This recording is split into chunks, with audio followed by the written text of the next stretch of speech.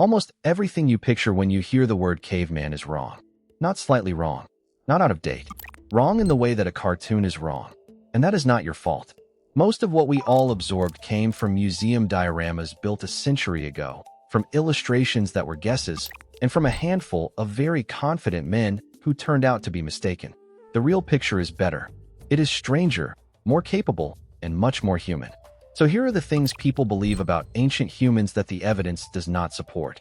Starting with the one in the name. They did not live in caves. Not mostly. Not as a rule. The word caveman is doing enormous damage to how we imagine these people. Caves are cold, damp, dark, and often full of animals that were already using them. They are terrible housing. What caves are excellent at is preserving things. Sheltered from rain, stable temperature, slow burial by sediment. So when archaeologists go looking for evidence of people from 40,000 years ago, caves are where the evidence survived. That is a bias in the record, not a fact about their lives. Where they actually lived, when we can find it, is out in the open. At a site in Ukraine, there are the remains of huts built from mammoth bones. Dozens of skulls arranged into a foundation ring, tusks framing an entrance, hides stretched over the top. At a site on the French coast, there are traces of oval shelters with post holes and internal hearths, and those may be hundreds of thousands of years old. At a lakeside site in Israel, around 23,000 years old, there are the floors of brush huts with sleeping areas and grinding stones, preserved because the lake rose over them. That is a built environment. Chosen locations, structures, floors, hearths, layout. Rock shelters and cave mouths were used too, especially the entrance areas where light and air still reach. Nobody was living in the pitch black. So the picture of a family huddled in a dark cavern because it is all they had is backwards. They built. We just rarely find it. Next one, and this is the most repeated statistic in all of prehistory. They did not all die at 30. You have heard some version of this. Life expectancy in the Stone Age was about 30 years, so a person of 35 was ancient. That number is real, and it is being completely misread. Life expectancy at birth is an average across everybody, including everybody who dies as a baby. And infant and child mortality in the past was brutal. If half your children die before they turn 5, that drags the average down to somewhere near 30, even if every adult who survives lives into their 60s. And that is roughly what we see. Skeletal analysis and studies of foraging societies both point in the same direction. Get past childhood and past childbirth, and living to 60 or 70 was entirely normal. There are Ice Age skeletons of individuals who were clearly elderly. Worn teeth, healed injuries, arthritis, the accumulated damage of decades. There is even a Neanderthal individual from a French site who was old, badly arthritic, and had lost most of his teeth. He was being fed and cared for by other people. So the correct version is not that ancient life was short. It is that ancient childhood was dangerous. Those are very different statements. And it matters, because the wrong version erases old people from the picture entirely. It leaves you imagining a world of teenagers. But every foraging society we have ever studied depends on its elders. They hold the map of where water is in a drought, which plants are safe, how to read tracks, what happened the last time the river did this. A group with no old people is a group with no memory. Those societies did not survive by being young. They survived by keeping the people who remembered. Number 3, and this one is a genuine misunderstanding rather than a myth. We did not evolve from monkeys. This gets said constantly, usually as a gotcha, and it misses how evolution works. Humans and chimpanzees share a common ancestor, somewhere around 6 to 8 million years ago. That ancestor was not a chimpanzee, and it was not a human. It was its own animal, and both lines have been changing ever since. Chimpanzees are not a stage we pass through. They are our cousins, evolving in parallel for exactly as long as we have. And the related image is just as wrong. That line of figures marching left to right, hunched ape to upright man, which everybody has seen on a t-shirt. Human evolution was never a line. It was a bush. Many branches growing at the same time, overlapping, most of them ending. At several points in the past, there were multiple kinds of human alive simultaneously.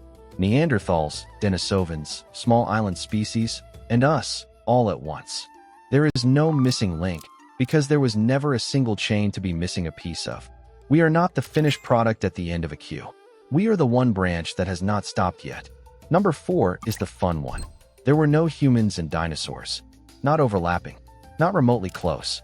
The non-bird dinosaurs died out around 66 million years ago. The earliest members of our genus appear somewhere around 2 to 3 million years ago. That leaves a gap of over 60 million years. If you compress the whole thing into 1 year, the dinosaurs would be gone in early summer and humans would show up in the last few hours of the 31st of December. The image exists because of cartoons and because museums used to put fossils in the same hall. That is all. Which brings us to what they actually ate, and the myth I most want to correct. The ancient diet was not all meat. The popular version has our ancestors living on nothing but flesh and plants as a sad modern addition. The evidence does not support that anywhere. Start with teeth. Ancient tooth plaque and dental calculus trap microscopic starch grains, and researchers can identify what plants those came from. Neanderthal teeth have yielded starch from grasses, from tubers, from wild grains. Some of it shows signs of having been cooked, which means processing, which means somebody knew that a raw tuber and a roasted one are different foods.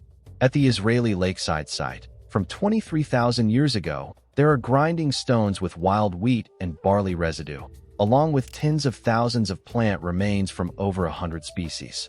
That is thousands of years before agriculture. People were harvesting and grinding grain long before anybody planted it. And think about the logic of it. Meat is unreliable. A hunt can fail for a week. Plants stay where you left them. Across studied foraging societies, plant foods usually make up a substantial part of the calories, and in warm climates, often the majority. The proportion swings with latitude, and in the high Arctic it swings almost entirely to animals. But that is the extreme, not the pattern. The related myth is that this was a low-carbohydrate world. Our own bodies argue against that.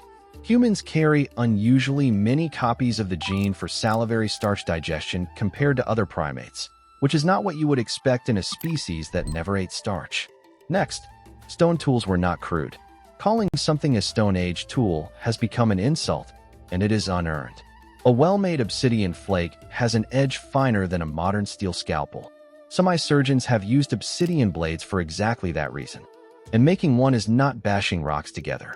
The technique used across much of the Neanderthal world involves preparing a core through a long sequence of removals, so that the final strike detaches a blade of a predetermined shape. You have to hold the finished object in your mind through a dozen steps that each look like they are making progress toward nothing. That is planning, and it is taught, not improvised. Then there is the glue. Neanderthals produced adhesive from birch bark, which requires heating the bark for hours in conditions with very little oxygen. Get it wrong, and you get ash or nothing. That is a chemical process, recovered from the archaeological record, made by people we spent a century calling stupid. Which is the next one, and it deserves its own moment. Neanderthals were not stupid brutes. The slouching, grunting image comes partly from one skeleton found early on, which belonged to an individual with severe arthritis. His posture was generalized onto an entire species for decades. Their brains were, on average, slightly larger than ours. They controlled fire, made the glue we just talked about, made cord, used pigment, collected shells, and eagle talons that do no practical work at all. They looked after their injured well enough that people survived serious trauma and lived years afterwards. There is reasonable evidence they buried some of their dead. And they were not a failed experiment. They lasted across Europe and Western Asia for well over 200,000 years, which is considerably longer than our own species has managed so far. They are also not entirely gone. If your ancestry is from outside Africa, roughly 1 to 2% of your DNA is Neanderthal. If you have made it this far, it would genuinely help if you liked this video, subscribed, and sent it to one person who would find it strange. It is a small thing for you and a large thing for a channel this size. Now, back to the video. Next one, and it is about how far they could actually go. They could cross open water. There is a lingering assumption that boats are a recent invention and that everything before farming happened on foot. Australia was reached by at least 65,000 years ago. Even at the lowest sea levels of the Ice Age, when far more land was exposed, getting there required crossing open ocean, with a stretch where the destination was not visible. That is not clinging to a floating log. It implies watercraft, and it implies a group deciding to load people and supplies aboard and set out towards something they could not see. Nobody has ever found one of those boats, because wood, hide, and plant fiber do not survive tens of thousands of years. We know it happened only because people are on the other side. And the small human species on Flores means something reached that island too, apparently a very long time earlier. Also worth correcting while we are here, the cave paintings were not all made by men. Studies measuring the proportions of hand stencils on cave walls have argued that a substantial share of them, in some cases the majority, fall in the size range typical of women. The method has limits and the conclusions are argued over. But the default assumption of a male artist was never based on evidence in the first place. Next myth, and this one is about the world rather than the people. The Ice Age was not a frozen planet. The picture most of us carry is a white world, blizzards everywhere, everything buried. Ice sheets were real and enormous, but they covered the far north. Much of Europe and Asia south of the ice was cold, open grassland. That environment is usually called the Mammoth Steppe, and it was not empty. It was one of the most productive grazing landscapes in the history of the planet. Mammoth, bison, horse, reindeer, woolly rhino, in enormous numbers. Cold, dry, windy, and full of food. Harsh, certainly, but the reason people were there is that the hunting was extraordinary, and they were not enduring it in animal skins thrown over one shoulder. Which is the next one. They had real clothing. Bone needles with drilled eyes turn up from tens of thousands of years ago. A needle means thread, and thread means tailoring, and tailoring means fitted, layered, sewn garments. We have evidence of dyed and twisted plant fiber. We have thousands of ivory beads sewn onto garments and patterns at Ice Age burials, which tells you clothing was decorated as well as functional. There is even a genetic argument. Studies of the lice that live only in clothing suggest they diverged from head lice somewhere on the order of 100,000 years ago or more, which implies clothing had already existed long enough to become a habitat. So not a fur draped over a shoulder. Sewn, layered, insulated, and often decorated. And while we are here, they were probably not covered in body hair either. There is no fossil evidence for it, and the biology points the other way. Losing thick body hair and gaining a dense network of sweat glands is what allows a human to keep moving in heat for hours, which is one of our genuine physical specialties. The clothing lice evidence supports the same thing. If a louse evolved to live only in clothing, that implies bare skin underneath long enough ago for a parasite to specialize in it. The hairy brute in the illustrations is an artistic choice made in the 1800s, not a finding. Next, and this one is a specific person. Otzi did not freeze to death. He is the man preserved in an alpine glacier for around 5,300 years, and almost everyone assumes exposure killed him. He was found in ice, in the mountains, so it seems obvious. He was shot. There is a flint arrowhead lodged in his left shoulder, which severed a major artery. There is a deep defensive cut across his right hand, days older than the arrow wound. And his stomach was full. He had eaten a substantial meal shortly before he died, so he was not staggering along starving and exhausted. Somebody killed him from behind and left a valuable copper axe lying next to the body, which rules out robbery. He also had over 60 tattoos, mostly in places that correspond to joints and pressure points, which some researchers think may have been therapeutic rather than decorative. Which brings up something people find genuinely surprising.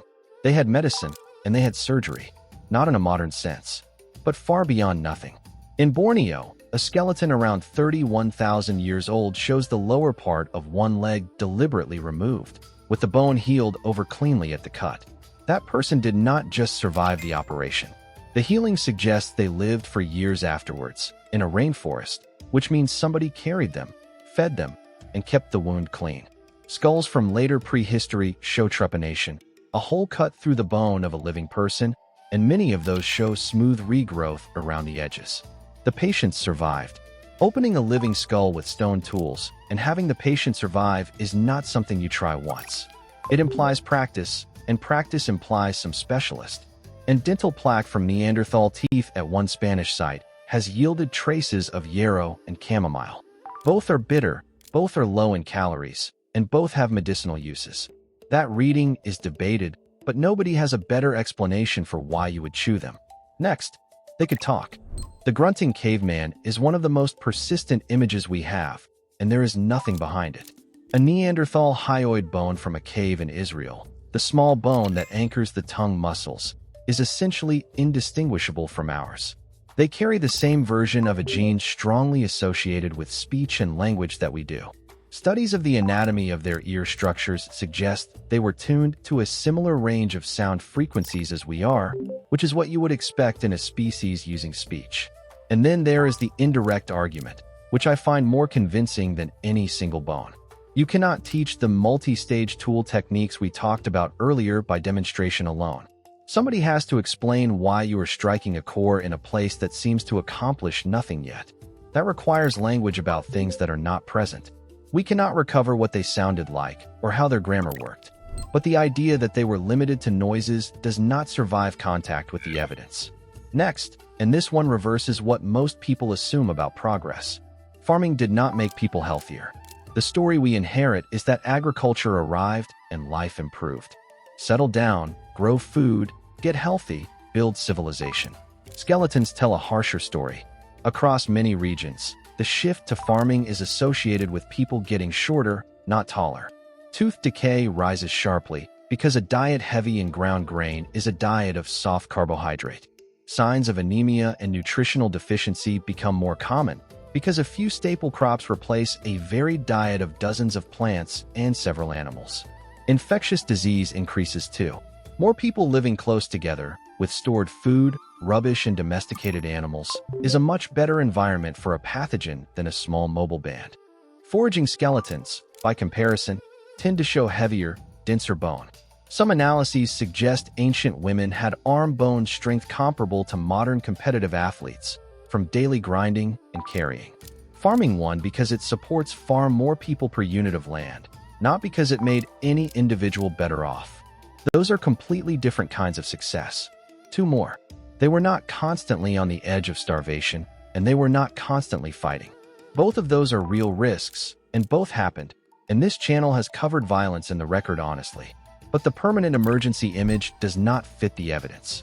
Studies of foraging societies repeatedly find that acquiring food takes a surprisingly moderate number of hours a week, with a great deal of time left for rest, repair, socializing, and making things. And the archaeology backs that up in an unexpected way. Somebody with no free time does not spend hundreds of hours carving a figurine out of mammoth ivory, or crawl into the back of a cave to paint animals by lamplight, or grind thousands of beads to sew onto a child's burial clothes. That is not the output of a species living hand to mouth. That is the output of people with time and attention to spare. Last one, and it is the one that changes how you see yourself. Human evolution has not stopped. There is a comfortable assumption that biology finished with us, and now only technology moves. The evidence says otherwise, and quite recently. The ability to digest milk as an adult spread through several populations in the last few thousand years, and it spread fast, which is the signature of strong selection. Populations at high altitude in Tibet and the Andes carry genetic adaptations for low oxygen, and the Tibetan version was inherited from Denisovans and then selected for resistance to particular diseases, tolerance for particular diets, changes in body proportion. All of it recent, all of it measurable. You are not the end of the process. You are in the middle of it, and so is everybody around you. So where does all of this leave the caveman?